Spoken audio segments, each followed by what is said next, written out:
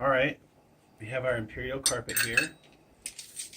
I've got a 30-inch by 36-inch piece. So not real world, but good enough for this to show how to seam it.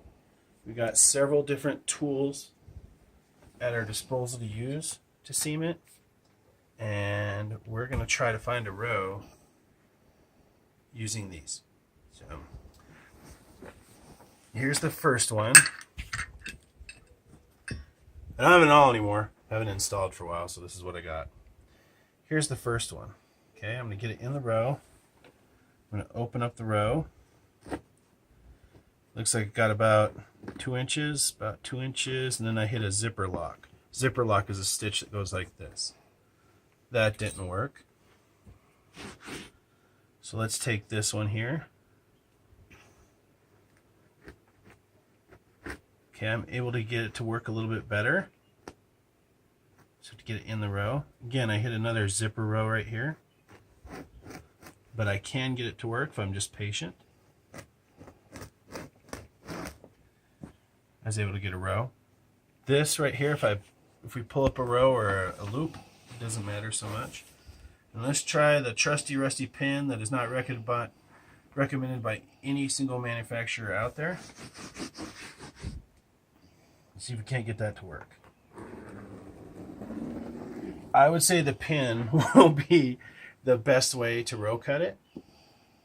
Let's go ahead and just, since I do not have my row cutter, which I've been looking for a while, let's go ahead and cut this guy. And let's have that pin not just go on that row, we'll go on a couple other rows here to prove it. Okay.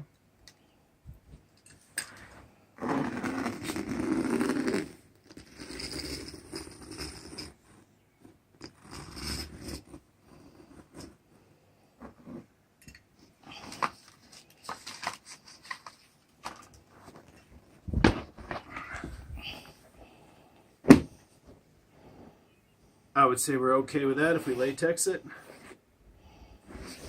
That's a nice looking edge. Let's go ahead and cut another one, and this time I'll push a little harder so I don't cut through my house carpet.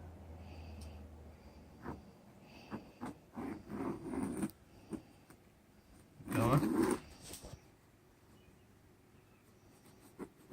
There we go. So when you rock your pin up too much, no good. All right.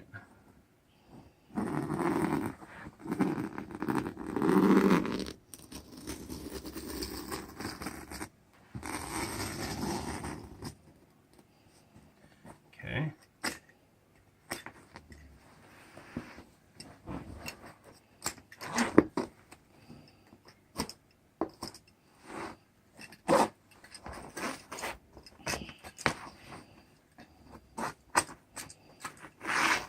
Oh, it says Imperial on it. That's important.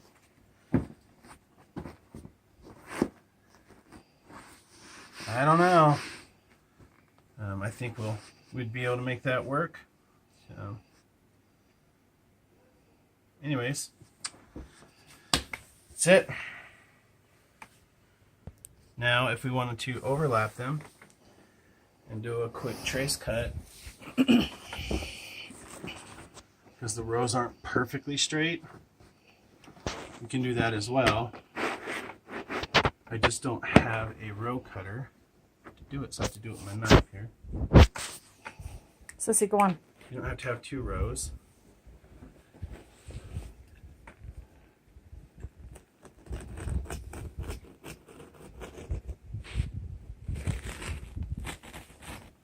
I'm slaughtering it, but let's see what it looks like that way.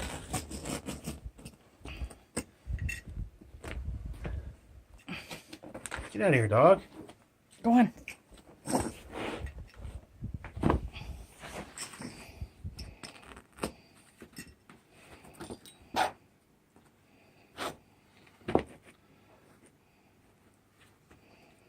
So I totally obliterated the cut didn't even do a very good job. And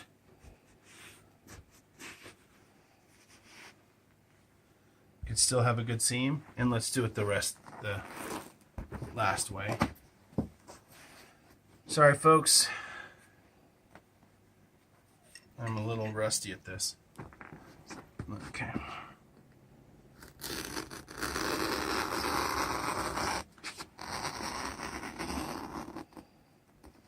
This is from the back. You can see how well that cut. It cut almost. That's almost the best cut we have so far. It's from the back.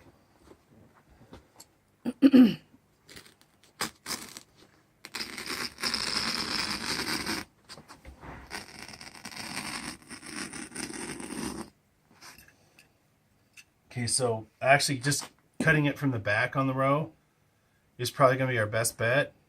There are no yarns, no fuzzies, no yarn shears, nothing. We latex this edge. Let's go ahead and pull those loops out.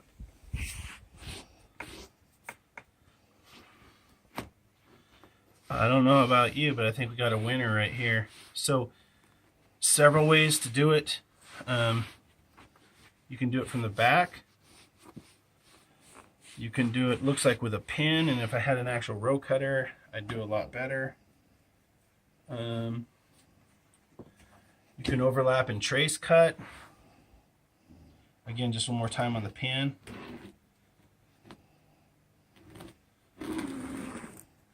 So that works.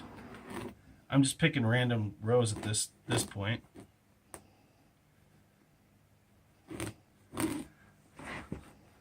I get if you have 100 feet of this seam, it's a pain, but it can be done. And this is just a pin. This isn't even my favorite modified awl that I normally have in my toolbox that I don't have anymore.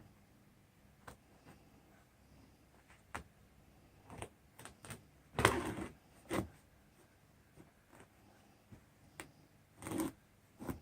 we go. So that row didn't want to do it, but you know, hey, we'll find one, we'll get her done.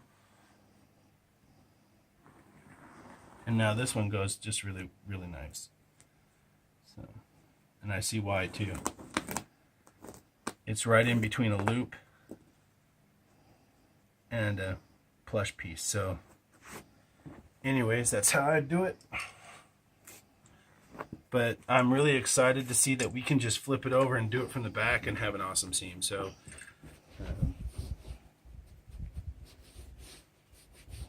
yeah, that's it. Thanks.